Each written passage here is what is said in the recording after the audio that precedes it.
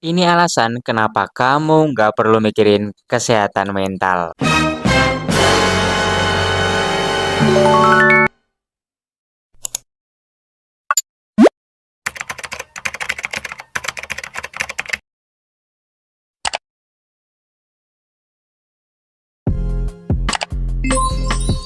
Kemarin aku tanya ke temanku, apa yang kamu pikirin kalau aku bilang kesehatan mental?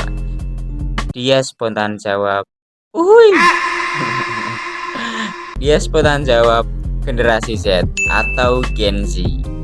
Bukan tanpa alasan, dan wajar saja kalau top of mind-nya dia tentang kesehatan mental adalah generasi Z. Karena generasi Z adalah mereka yang paling peduli tentang kesehatan mental. Tapi sayangnya mereka juga yang paling sering kena mental. Hal ini karena mereka tumbuh dalam era teknologi yang terus berkembang dan akses informasi yang besar. Ini mengakibatkan mereka mengalami tekanan sosial yang tinggi, bukan hanya dari lingkungan mereka tinggal, tetapi juga dari media sosial. Dan hal ini dapat mempengaruhi kesehatan mental mereka secara signifikan. Oh iya, Gen Z itu adalah mereka yang lahir antara tahun 2000 hingga tahun 2010, yang artinya mahasiswa sekarang itu didominasi oleh Gen Z, termasuk saya.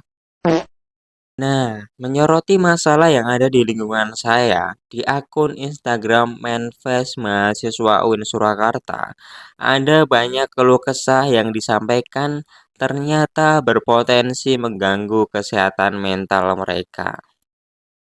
Selain tekanan sosial dari lingkungan dan media sosial yang tinggi, ternyata mahasiswa Gen Z juga rentan mengalami kesulitan menyesuaikan diri dengan tekanan akademik yang tinggi, merasa terjebak dalam lingkungan perbandingan sosial dengan teman-teman mereka, serta menghadapi ketidakpastian akan masa depan dan tekanan untuk mencapai kesuksesan secepat mungkin dalam lingkungan yang kompetitif. Dan tentu saja hal ini dapat berdampak negatif pada kesehatan mental mereka.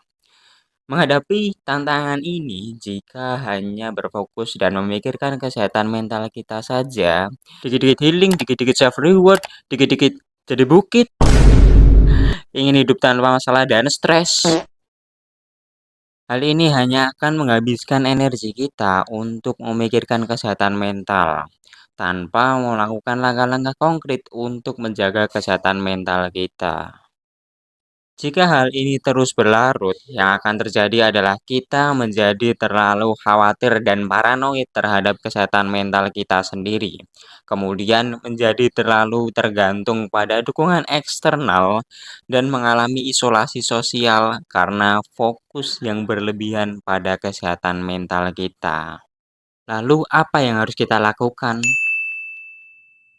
Jangan terlalu menginginkan dan berfokus pada kesehatan mental, tapi lakukan saja langkah-langkah konkret atau nyata untuk menjaga kesehatan mental seperti meningkatkan kualitas hidup. Nah, ini bisa dimulai dengan langkah-langkah kecil seperti mengatur jadwal belajar yang seimbang, memastikan untuk tidur yang cukup, dan menghindari overwork.